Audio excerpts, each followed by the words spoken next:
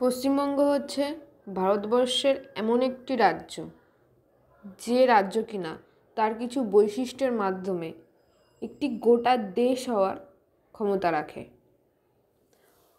Welcome back আমার চ্যানেলে সবাইকে। আজকে আমরা পশ্চিমবঙ্গের কী কী বৈশিষ্ট্য আছে যা কিনা একটা গোটা দেশ হতে পারে, সেই নিয়ে আমরা আজকে আলোচনা করব। Please subscribe, like and share this channel. তো শুরু করা যাক। পশ্চিমবঙ্গ হচ্ছে ভারতবর্ষের একটি রাজ্য, যা কিনা পূর্ব দিকে অবস্থিত, ভারতবর্ষের পূর্ব দিকে অবস্থিত। আর এখানে এই যে এটা হচ্ছে পশ্চিমবঙ্গের ম্যাপ। জিওগ্রাফিক্যালি অর্থাৎ ভৌগোলিকভাবে পশ্চিমবঙ্গের উত্তর দিকে হিমালয় অর্থাৎ দার্জিলিং ওই যে অঞ্চলটা রয়েছে, এই অঞ্চলটায় এই দিকটা হচ্ছে হিমালয় অবস্থিত। ইন সাউথ ওশান, বে অফ বেঙ্গল, অর্থাৎ এই যে অঞ্চলটা, এই অঞ্চলটায় হচ্ছে সমুদ্রের আমরা কানেকশান পাই, যেটা হচ্ছে বঙ্গোপসাগর। এছাড়াও আছে আমাদের প্লেটু মানে হচ্ছে মালভূমি, যেটা হচ্ছে পুরুলিয়া অঞ্চলটায় আছে। জঙ্গল আছে, ম্যানগ্রোভ ফরেস্ট আছে, ম্যানগ্রোভ অরণ্য আছে আমাদের সুন্দরবনে। Have rivers like Ganga, Kopai, সে আরও এরকম ছোটোখাটো বেশ অনেক নদী আছে, নদী নালা আছে পশ্চিমবঙ্গে, যেটা কিনা অনেকভাবে সাহায্য করছে পশ্চিমবঙ্গকে। আর গঙ্গা হচ্ছে সব থেকে অন্যতম বড় নদীগুলোর মধ্যে থেকে একটি, এবং খুব সুন্দরভাবে হেল্প করছে। এছাড়া ইকোনমিক্যালি যদি আমরা দেখি, অর্থনৈতিকভাবে ভারতবর্ষে পশ্চিমবঙ্গে ইন্টারন্যাশনাল এয়ারপোর্ট আছে, নেতাজি সুভাষ ইন্টারন্যাশনাল এয়ারপোর্ট। এছাড়া ডোমেস্টিক এয়ারপোর্ট আছে মালদা, আরও আছে। এক্সপোর্ট ইম্পোর্ট থ্রু ওয়াটারওয়েজ, কলকাতার যে হলদিয়া বন্দর, খিদিরপুর ডক, এই সমস্ত থেকে নদী সমুদ্র পথে এক্সপোর্ট ইম্পোর্টের ব্যবসা করা যায়, যেটা পুরো ওয়ার্ল্ড ওয়াইড হয়। International boundaries with Bangladesh, Nepal and Bhutan. আমাদের ইন্টারন্যাশনাল বাউন্ডারি আমরা কাদের সাথে শেয়ার করি? বাংলাদেশ, নেপাল এবং ভুটান। ফুড কালচার, পশ্চিমবঙ্গের নিজস্ব একটি ফুড কালচার রয়েছে। পশ্চিমবঙ্গের মধ্যে রসগোল্লা সবথেকে ফেমাস, এবং এটা বাঙালিদেরই আবিষ্কার বলে বলা হয়।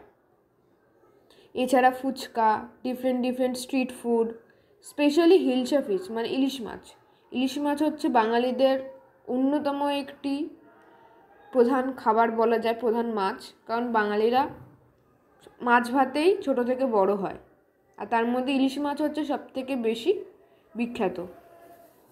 ইলিশ মাছ সাধারণত বর্ষাকালেই হয়, সেটা আমরা সবাই জানি। এছাড়া পিঠে পুলি, স্পেশাল হচ্ছে থালি, বাঙালির থালি, শুক্তো, আলু ভাজা, লুচি, ছোলার ডাল, এই সমস্ত কিছু দিয়ে যে আমরা এত রকমের যে সুন্দরভাবে সাজিয়ে গুছিয়ে খাই আমরা, এই সমস্ত কিছু হচ্ছে ফুড কালচারের মধ্যে পড়ে। আর কোনো একটি নির্দিষ্ট দেশ হতে গেলে তাদের নিজস্ব ফুড কালচার থাকতে হয়, তো সেটা হচ্ছে পশ্চিমবঙ্গের মধ্যে রয়েছে। আর পশ্চিমবঙ্গ হচ্ছে রিচ ইন কালচার, যে কালচার খুব সুন্দর। এখানে বলা হয় বাঙালিদের 12 মাসে 13 পার্বণ, সেটা আমরা সবাই জানি, এবং প্রত্যেকের বাড়িতে কিছু না কিছুভাবে সেলিব্রেট করা হয়। তার মধ্যে বাঙালির সবথেকে বড় দুর্গাপুজো সবথেকে বড়, যেটা কিনা বিদেশেও এখন বেশ বড় করে পালন করা হয়।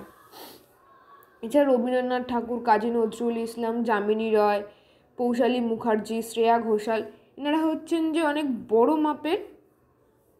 বড় মাপের কেউ লেখক, কেউ গান করেছেন, কেউ ছবি আঁকেন, কেউ নাচ করেন, কেউ এরকম হচ্ছে।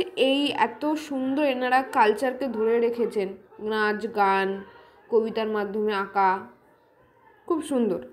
ছৌ ইন পুরুলিয়ার ছৌ নাচ আমরা সবাই জানি, খুব বিখ্যাত, যেখানে হচ্ছে মাস্ক ইউজ করে নাচ করা হয়, ডিফারেন্ট পৌরাণিক কাহিনী সেখানে প্রেজেন্ট করা হয় সেই নাচের মাধ্যমে। Touch of tribal culture in north বেঙ্গলে অনেক যে ট্রাইব আছে সেই ট্রাইবের ছোঁয়া পাওয়া যায়। যেমন ওখানে লেপচা জগৎ আছে, ওখানে লেপচা হচ্ছে একটা ট্রাইব, সেখানকার ট্রাইবদের কালচার এক রকম। তো এই সমস্ত দিক থেকে বলা যায় যে পশ্চিমবঙ্গ কালচারের দিক থেকে বেশ পরিপূর্ণ।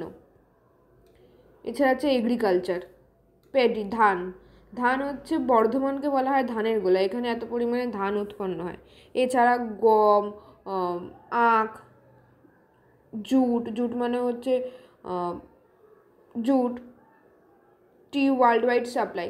দার্জিলিংয়ের টি আমরা সবাই জানি যে পুরো পৃথিবী জুড়ে স্বাদ এবং গন্ধের জন্য বিখ্যাত। এছাড়া সুন্দরবন অঞ্চল থেকে হানি, মধু আর কি, এই সমস্ত কিছু চাষ করা হয়। যেটা একটা দার্জিলিংয়ের টি গার্ডেনের ছবি।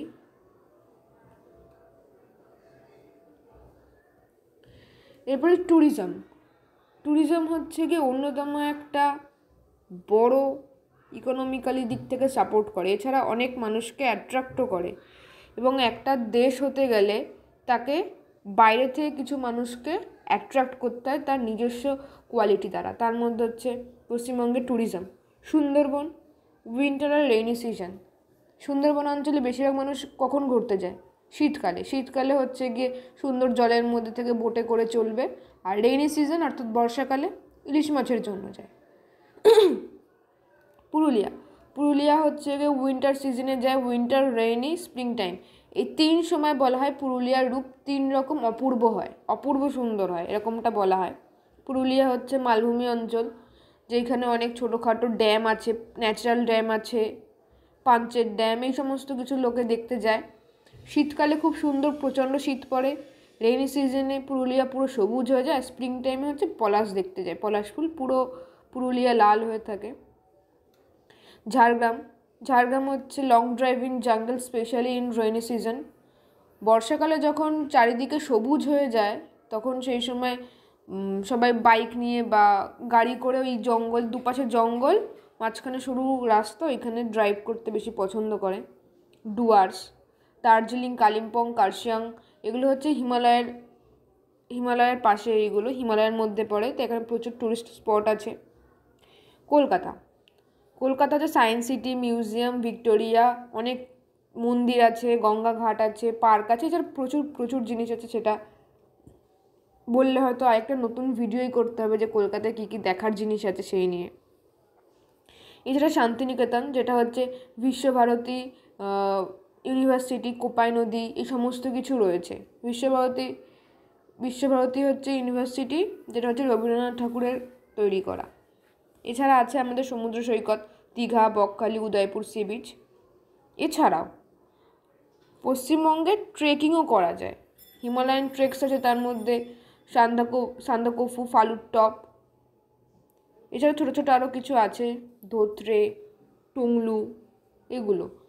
আর কোস্টাল ট্রেকের মধ্যে আছে দীঘার মোহনা অঞ্চল থেকে উদয়পুর পর্যন্ত, এটা একটা অনেকটা লম্বা কোস্টাল ট্রেক বলা যায়। এছাড়া আমাদের ইস্কন মন্দির আছে, যেটা হচ্ছে বলা হয় এশিয়ার অন্যতম বড় মন্দির একটা, এই যে ইস্কন, মায়াপুরে। দার্জিলিংয়ের টয় ট্রেন, হাওড়া ব্রিজ, যেটা হচ্ছে পৃথিবীর সবথেকে বড় ঝুলন্ত ব্রিজ, সেটা কলকাতায় অবস্থিত। সুন্দরবন, এটা হচ্ছে দার্জিলিংয়ের বাতাসিয়া লুপ, ভিক্টোরিয়া, সুন্দরবন অঞ্চলের যে খাঁড়ি। এছাড়া ডুয়ার্সের জঙ্গলের বিভিন্ন পাখি রয়েছে এখানে। এছাড়া আরও কিছু কারণ আছে যে কারণের জন্য পশ্চিমবঙ্গ, অনেক কিছুই বৈশিষ্ট্য আছে যেইগুলোর কারণে পশ্চিমবঙ্গ একটা গোটা দেশ হওয়ার ক্ষমতা রাখে। এখানে কোয়ালিটেড ইউনিভার্সিটি অনেক আছে, যাদবপুর ইউনিভার্সিটি, বিশ্বভারতী, রবীন্দ্রভারতী, এছাড়া আরও অনেক ইউনিভার্সিটি, কলেজ আছে, ইঞ্জিনিয়ারিং কলেজ আছে অনেক। Have many world class hospital facilities, এখানে হসপিটাল মানে অর্থাৎ চিকিৎসা জগতের ক্ষেত্রে কলকাতা বেশ উন্নত বলা যায়। এখানে বড় বড় অনেক নার্সিংহোম, হসপিটাল আছে, এইমস আছে,